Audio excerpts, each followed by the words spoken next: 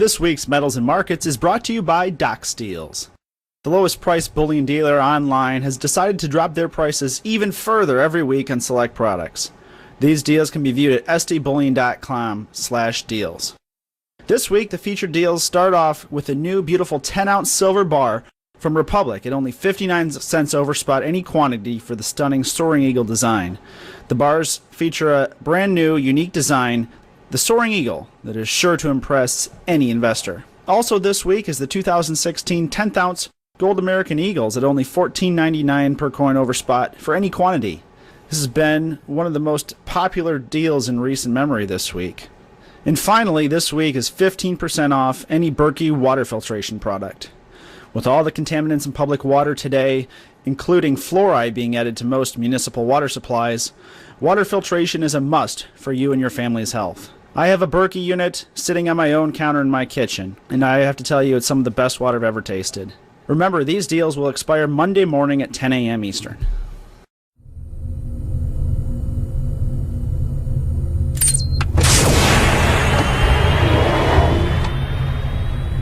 This is the Doc and Eric Dubin with the SD Weekly Metals and Markets Wrap. Joining us today is our good friend Steve St. Angelo, who's better known as SRS Rocco. It's great to have you back, Steve. Yeah, hey, Doc, and hey, Eric. A lot of things are happening, and so I'm glad to be back having a nice talk with you guys.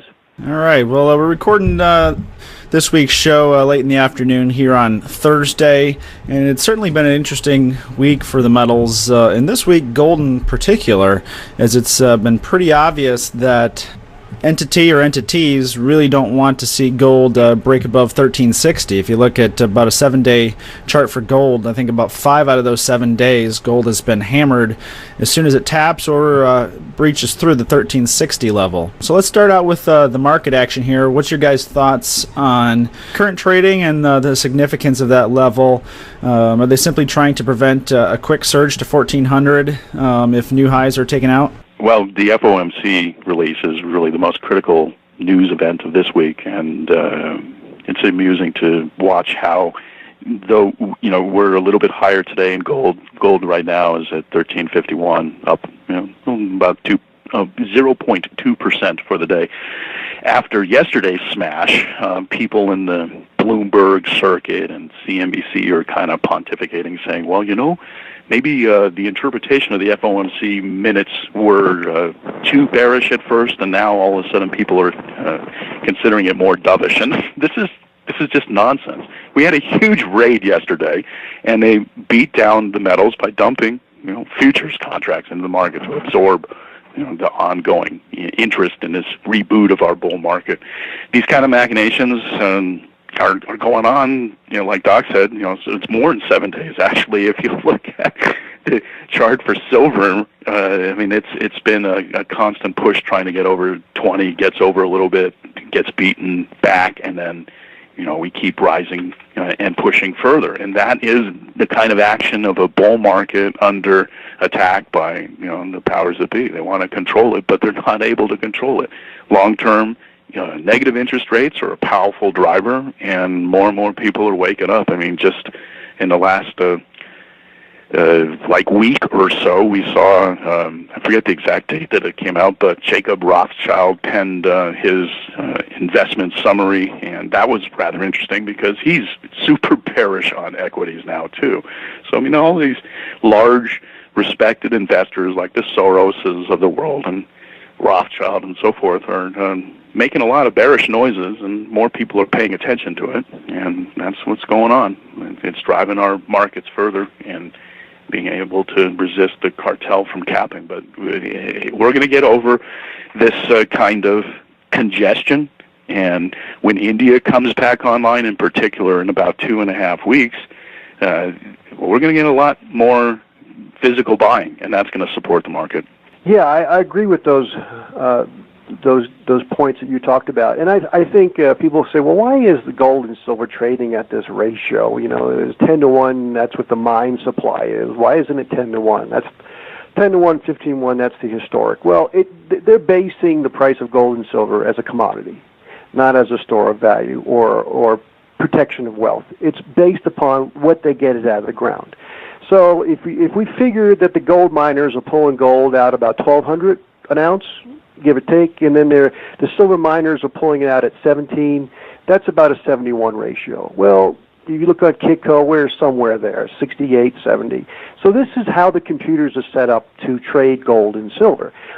Until we start seeing where you get, let's say, a surge of investors coming in, like what happened in 2010 and 11 into silver. So, and we're seeing the same thing happening, at the beginning of this year and up until recently. A lot more traders coming in and buying silver contracts and pushing the price up higher in percentage than gold. So this is the way the system is built up. And just like Eric said and Doc said, if we get above 1360 and we get above 20.5 for silver, well, then the next cattle call comes in, and you get the next group of trend traders come in, and that really pushes up the price higher. And that's when the commercials start to get into trouble, because now they are still at record high commercial short positions, maybe not exactly the highest in the last couple of months, but so. That is why the 20.5 silver and 1350, 1360 gold is such a big demarcation line, because if you do get above that and we start seeing a lot more traders come in, it could be a lot more pressure on the commercials.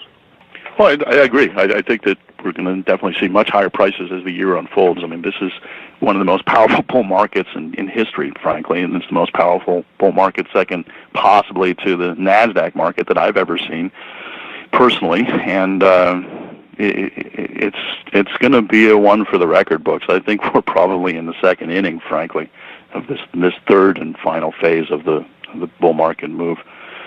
So, this year. We'll also see a lot of geopolitical tensions in the election. It's going to be a circus. It's going to be insane, frankly, and it's going to heat up a lot more than what we saw in the primary contest.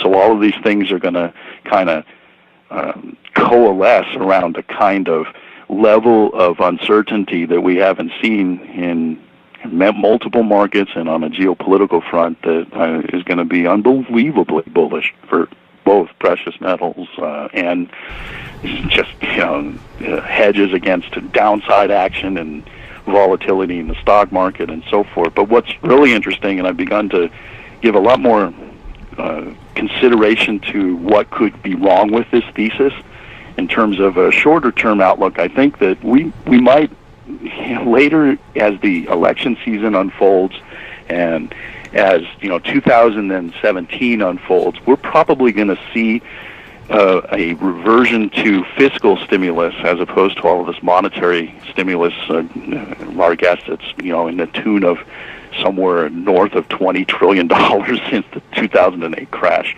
And it hasn't worked. Policymakers are now increasingly talking about this with just complete befuddlement, and they're just besides themselves as far as recognizing that this Keynesian experiment of constant liquidity injections have completely failed. And what may be partly behind what's going on with the equity market is that people are possibly starting to price in a gigantic infrastructure spend on the order of maybe even as much as $3 trillion. I kid you not. Those are the kind of numbers that are floating around. So maybe we might see something that will be a shorter-term correction in the stock market, because that's kind of like what is happening when it comes to people's fears about economic rollover, profits declining, and rot within the European banking system, threatening counterparties and pressuring the financial system in turn. All of these things could easily create the kind of scenario where, mixed up with the uncertainty of the election and just the backdrop of geopolitics, could in fact result in something that would give us a pretty significant correction later this year. And from that point forward, maybe we'll see a fiscal justification. Policymakers responding to that kind of chaos in the market. We've seen back in August 2015 around a large correction, in large part driven by FX market perturbations with China and their quick devaluation. And those are the kind of things that make the policymakers respond quickly. And they responded to the warning that China had sent after the December 16th federal, the FOMC interest rate hike. And I think that we'll see some changes in policy in a not-too-distant future that is going to make headlines and change the way people look at the whole inflation calculus. So, later this year, the stock market is going to drive what policymakers are going to do, and that's going to probably be the most important thing to watch.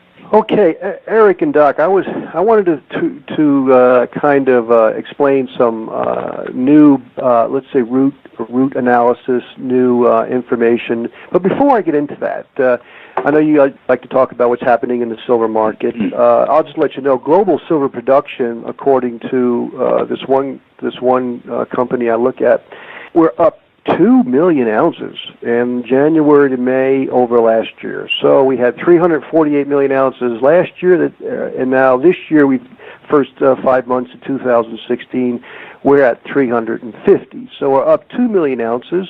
Many analysts thought I thought so too, we would see lower silver production. But looks like the reason for that increase was mostly Peru. Peru brought on some big copper mines, and so there's a lot of byproduct copper coming into the market, byproduct silver production from copper. But I do think the base metal mining industry is going to be hurt the most over the next 5 years, and this is where I see the most significant decline in silver production, and that's just supply. But I know gold and Silver Eagle sales are much different. Gold Eagle sales are still kind of holding up somewhat. They're at 30,000, but Silver Eagle sales are only 380, and we're past halfway mark. So I haven't seen a 13-to-1 silver to gold Eagle ratio for a long time. So we can see there's been some difference, some changes in the silver market, retail market. What do you see? Yeah, I mean, we're still seeing pretty strong business, but yeah, if you look at the U.S. Mint's numbers, I mean, this week they've only sold 155,000 coins, only 150,000 coins last week. I mean, looks like they're barely going to break 500,000 for August, which is pretty crazy when you look at the numbers for the first half of the year. But again, I still think a lot of this is the primary dealers working through inventory, and I said a couple of weeks ago that if I had to guess, if the market doesn't change, we'd probably see 4 to 6 weeks of this. So we'll see if that forecast is right. I think they probably still have a few weeks to go, that the APs are recognizing that, hey, we're in the second half of the year. There's only about 3 or 4 months left in the year, and I've built up a stockpile of 3 million current year Silver Eagles. I don't want to be sitting on this many when the calendar rolls to 2017. So where my mindset had been, stock up as many coins as possible for a shortage. Now it doesn't look like a shortage is imminent, so I got to work through some of these coins. So, I mean, I guarantee that the retail market has purchased more than 150,000 coins this week. I mean, unless SD Bullion's suddenly like half of the market, which I don't think is quite the case. It might be nice, but so unless that's the case, the retail market is buying more coins than that, and the APs are just working through some of their inventories. And I think it'll be a few more weeks, again, unless there's some sudden impact in the market that triggers a massive acceleration of demand. I think you'll continue to see that over the next probably 2 to 6 weeks. Yeah, that's what I've heard. And looking at the whole silver market, we had a lot of buying last year, starting in July, as you know, and all the way till October. And there were some products you had to wait 2 months to get. And it didn't impact the price. Didn't even impact the price. The Indians were importing record amounts of silver because of the price. And the economy was still kind of chugging along, and so we had a decent industrial silver demand. Well, this year things are kind of like they're slowly, I call it slowly disintegrating or slowly falling apart. Industrial demand has fallen. I would imagine the large entities, maybe the Indian traders that were came in early, bought silver very low, and other traders as well. They probably sold some of the silver back into the market over the last 6 months, or especially the last 3 months. So Indian imports are down, industrial demand is down, but this to me is just a short-term thing, and I'm actually focusing less and less on these short-term things. And so I do think these smaller numbers for the U.S. Eagles is just a temporary thing, because to me, if you're not in gold and silver, there's something really wrong with your brain. I hate to be that blunt, but if you're not in physical gold and silver, as time goes on, and I've made this statement before, we're not insects, we're not gerbils, we're not livestock. We live 60, 70, 80 years, so we have to look at things in decades. And so when you retire, you don't retire after a year or a month. You retire after 50, 60 years. So the thing is, the important thing now to focus on is why is it wise to own gold and silver in the future? And I'm not talking 50 years. I'm talking in the next 3 to 5, 10 years. Why is it important to own silver? And it doesn't make any sense to me, or it doesn't really bother me at all that there's less silver, let's say, demand right now, currently. I think that will change on a dime.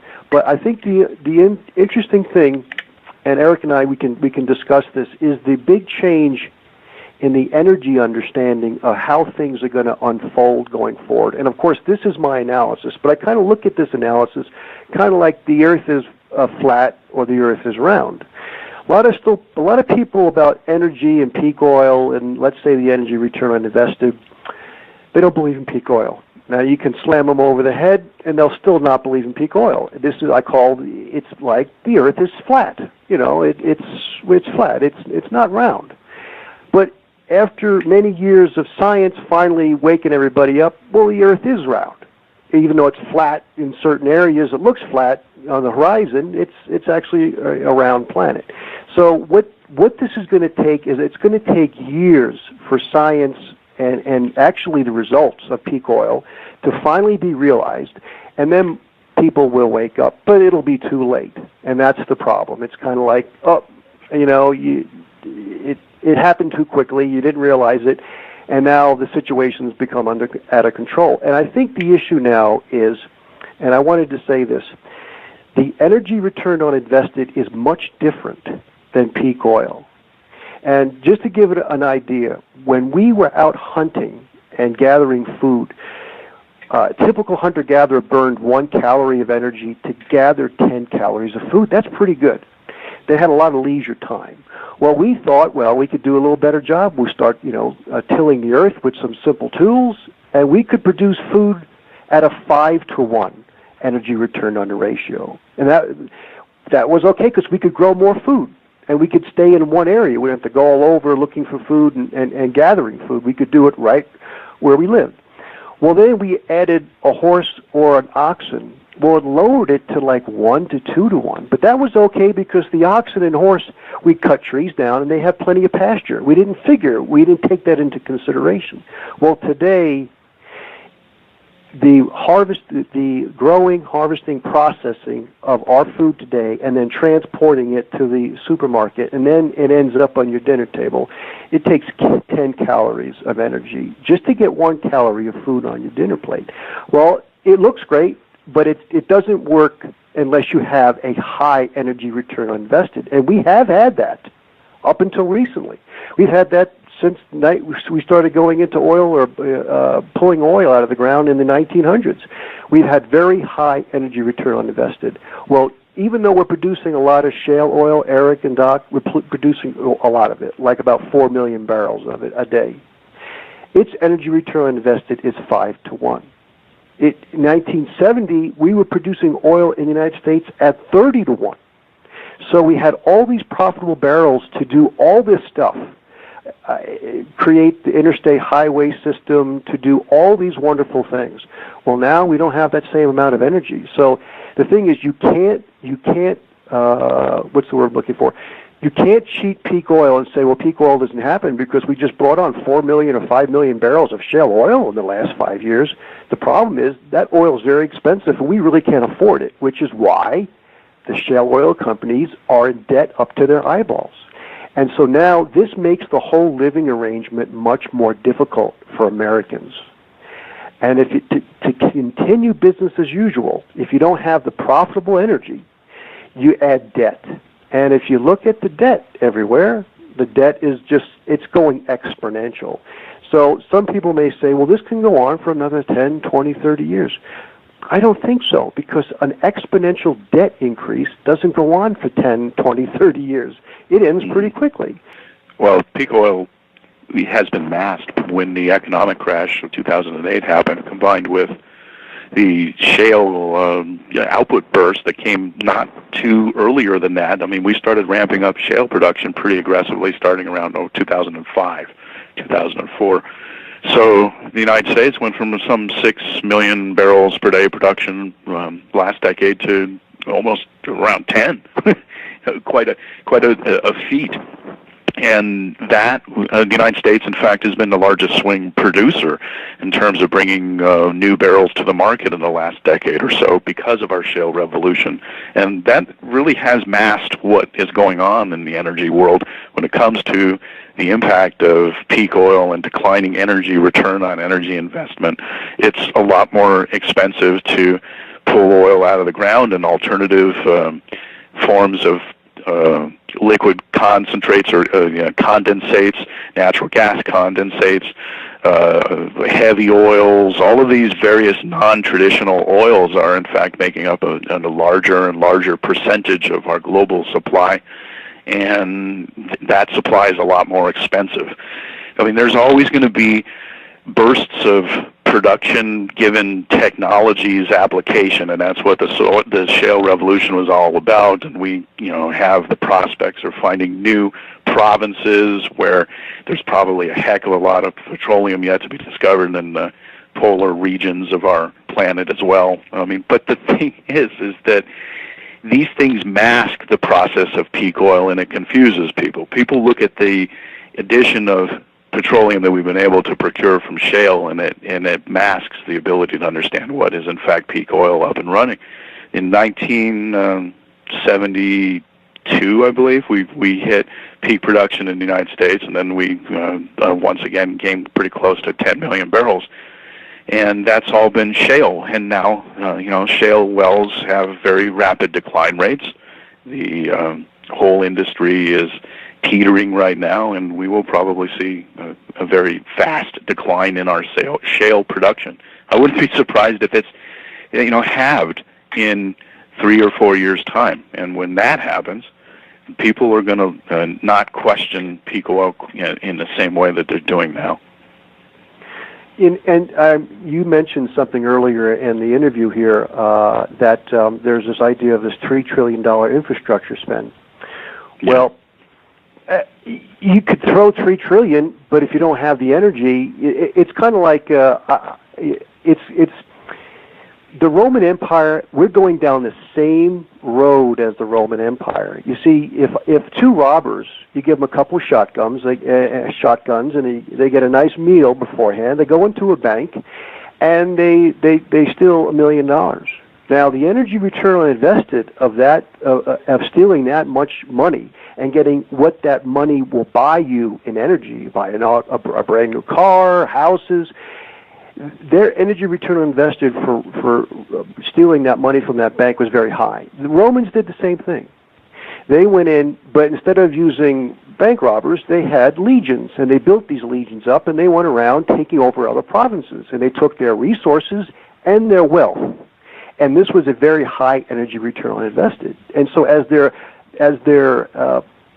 empire grew, and of course they would enslave the people. See, they didn't have oil, so they had slaves. So that was the energy, was the slaves.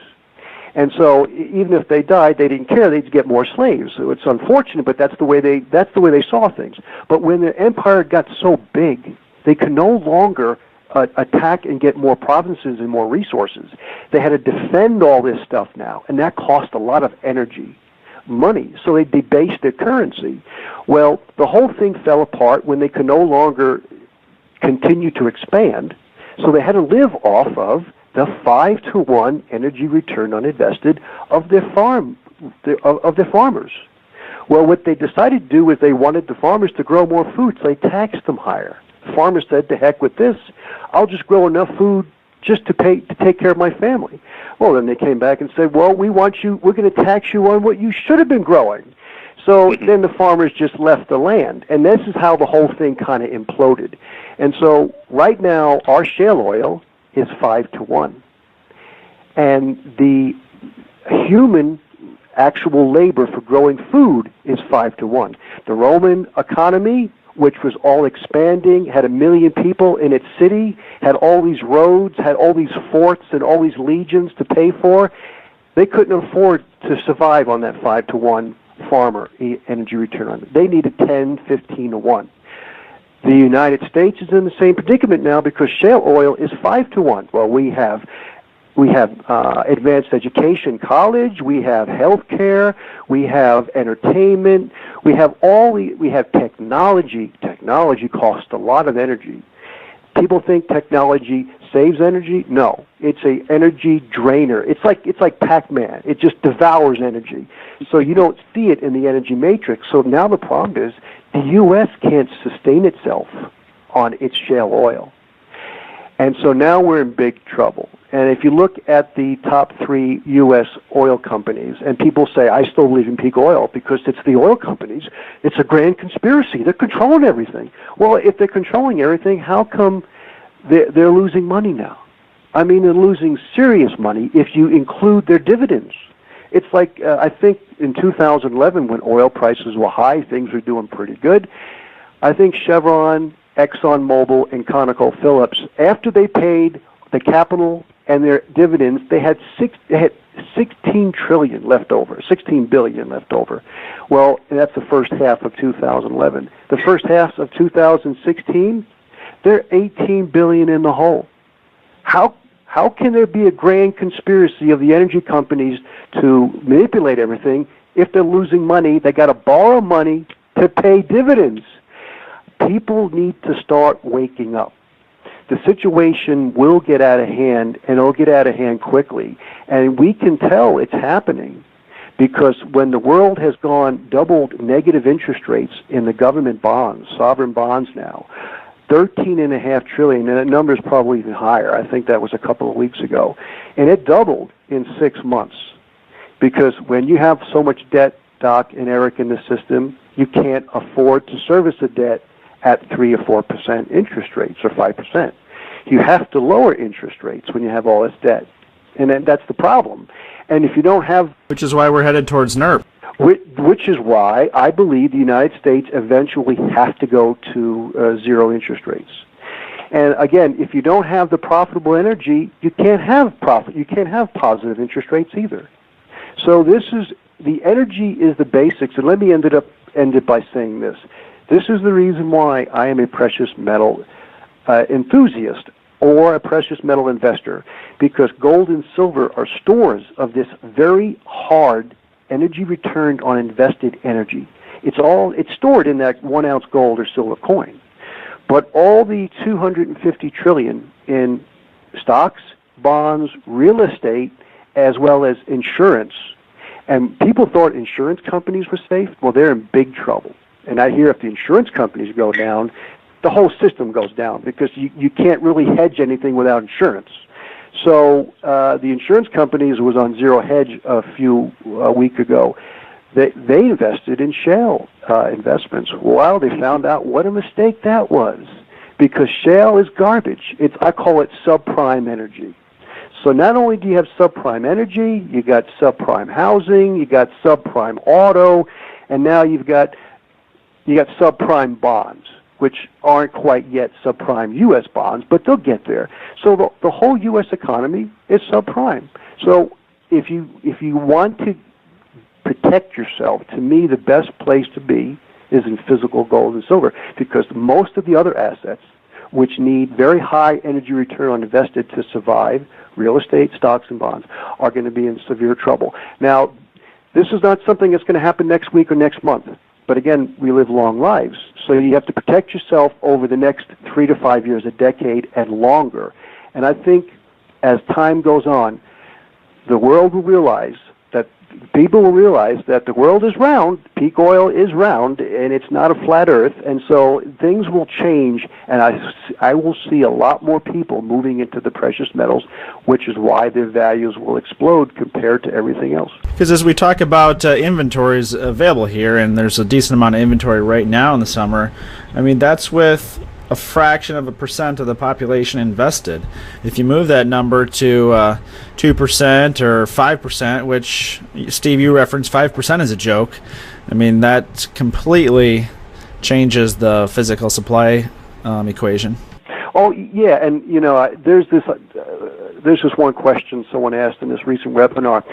Why is it 5%? And, 5%, why do certain gold analysts recommend 5%? Like Rickard says, you should put 5% in gold. Well, actually, he said 10. Or 10%. Okay, 10's good. But you see, Rickards is a smart guy, but he's basing his information on tactics 2 decades ago. And he doesn't, I don't think he really understands his energy return on invested and how much things are changing quickly. So 10% is insurance. You need a lot more. So why would you have 10% in gold and then put 90% stocks, bonds, and real estate? It's like, it's ludicrous. So now I think people should start really looking at moving that percentage up. And in silver, it's much less. I think it's a fraction of a fraction. So you're correct. And this has been, I mentioned this in a past interview, this debt, U.S. debt since 1980 has increased 22 times, the public debt to $19.4 trillion. Well, ironically, the Dow Jones is now up 21 times, same since 1980. And the S&P, I think, is right up 21 times too. Well, isn't that ironic that the debt and the Dow Jones and the S&P average are up in the same 20 range? Because it's all debt-based. And so I think the issue is you don't want to be in these debt-based assets of stocks, bonds, and real estate. And I still get people emailing me, well, isn't real estate a physical asset? Well, it is. But you need energy. What happens, Eric, you just mentioned it, when oil production in the U.S. really declines? Well, the value of a commercial or a residential real estate, or let's say an industrial warehouse, is based upon trucks and cars and people moving. You need economic activity. Well, if oil production really declines, and it will, then you're going to have less economic activity. Well, those values of the real estate are going to plummet. And when the world wakes up, then they're going to start moving out, and they're already top commercial real estate guys are saying it's a bubble. We're at the bubble already, and I don't think we're going to have another bubble. I think this is the bubble that ends all bubbles. So again, I'm being a little passionate here because I really think a lot of people don't get the energy.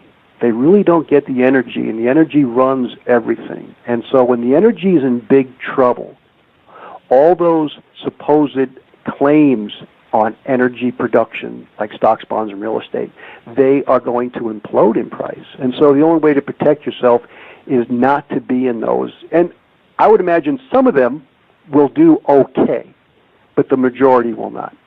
It's interesting that a lot of people really readily understand precious metals as a store of value that is unencumbered with counterparty risk.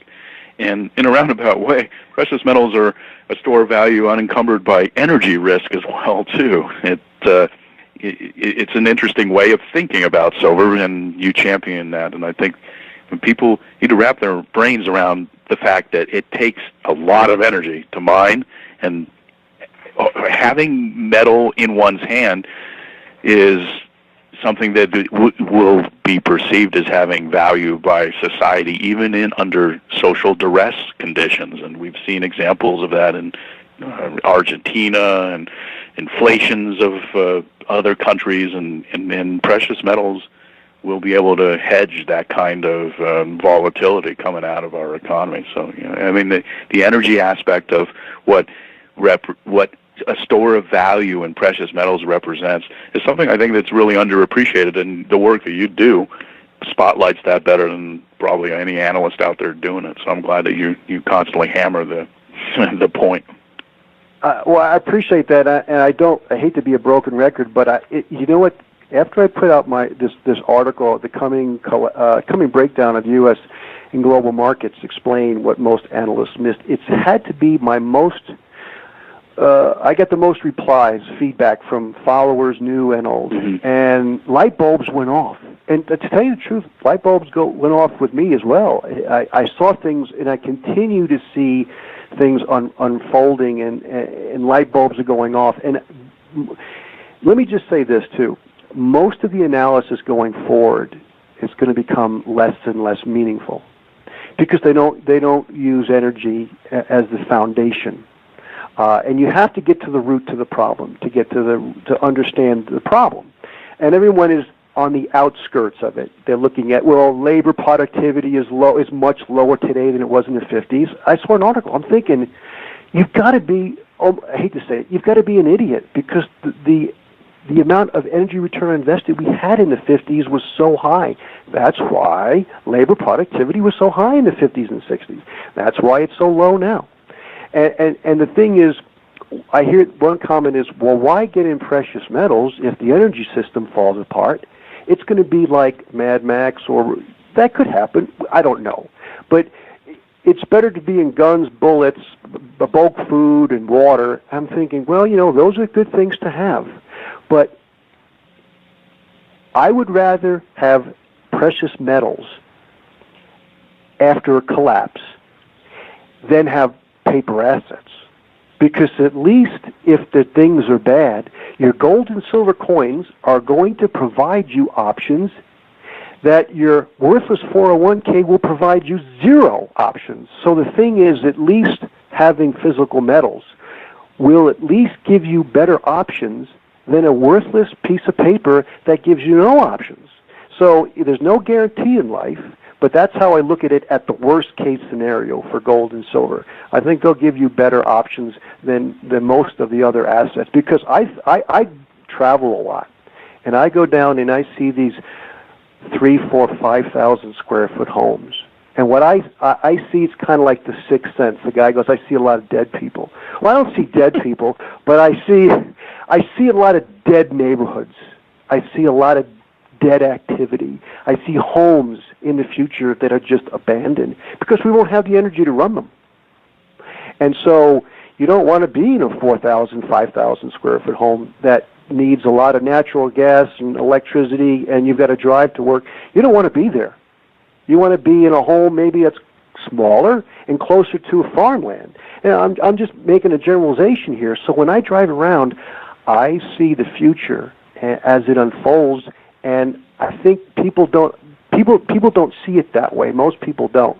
They see that we're going to continue building and adding more strip malls, more manufacturing, or not manufacturing. We don't do much of that, but we're going to add more things. And I think we're at the epic. We're at the peak now, and I think things are going to start to unravel. And they are unraveling in different regions of the country. Where I live, things are a little bit better. But I think in the Northeast, things are much worse for people because of the infrastructure. So I just wanted to add those few things, and I think I would like to continue talking about this in the future, because this, to me, Doc and Eric, is manipulation and the debt, and we know Deutsche Bank's manipulating silver. We know they're keeping the price capped. But it's like, we're going to get past that, and you better worry about where your food's going to come from. You better worry about, you have good supplies of water, because I listened to this last interview just a couple days ago about this woman, about the transportation industry.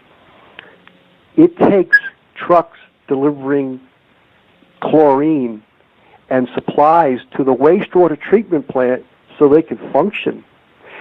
I mean, you'd be surprised how the whole thing is interconnected, and if it breaks down, things break down.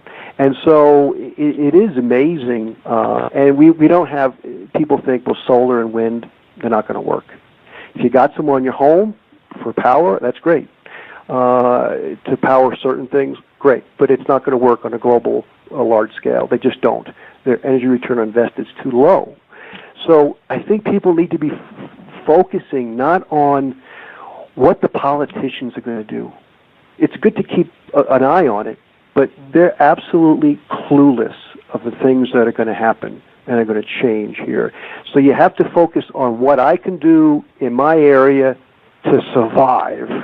And so it might not be next week or the week after. You go to Starbucks, you go see the movie, you go to, Outback Steakhouse. And I would recommend people do that for a little while, because I see in the future, I see whole areas of restaurants just closed down. So that's how I see it. Is that pessimistic? I don't know. I think it's realistic, but it's definitely different viewpoint than most people. Yeah, unfortunately, I don't think you're going to get too much of an argument from many listeners. I don't know about that. There's a lot of people that are extremely skeptical of peak oil for sure.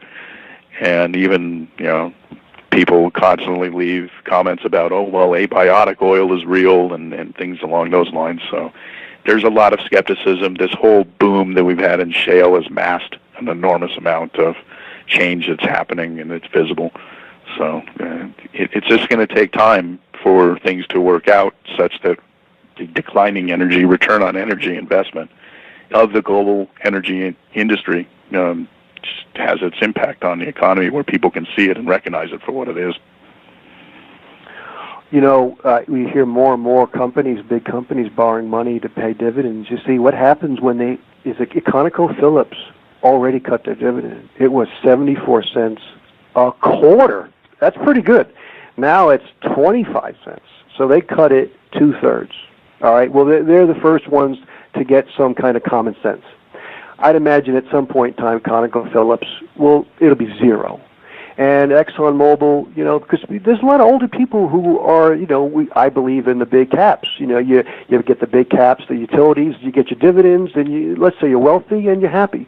Well, what happens when you're not getting appreciation in your stock price, which a lot of people look for? Well, I still have my dividends. I get my dividend check. Well, when they take that away from you and your stock price has fallen, why the heck are you in the stock? So I think the issue is, according to these gentlemen I've been reading, they say within 10 years, the U.S. oil industry and global industry will have disintegrated. I would say definitely the U.S. oil industry and a large percentage of the global. And B.W. Hill, which is the Hills Group, they're forecasting within 10 years, 75% of the gas stations in the U.S. will be closed. I mean, is this fun to talk about? No, but I think it's pretty realistic forecast. They may be off by a percentage, but we're so used to seeing gas stations building and adding. We never had this idea what happens when they start closing them down. So did they happen to mention what their forecast is for the production of the United States petroleum? Well, they have this, and I'm actually emailed both of them. I got one response, and I'm trying to get them on an interview. And what they are talking about, and there's a lot of science there, it's based upon the actual affordable energy, the net energy. They don't care how much energy is produced. What they care about is what energy that the public gets to use to burn, into doing things and building things and buying and goods and services. And they're looking at a collapse in the price of oil by 2020, which is different. And I asked them, I says, well, that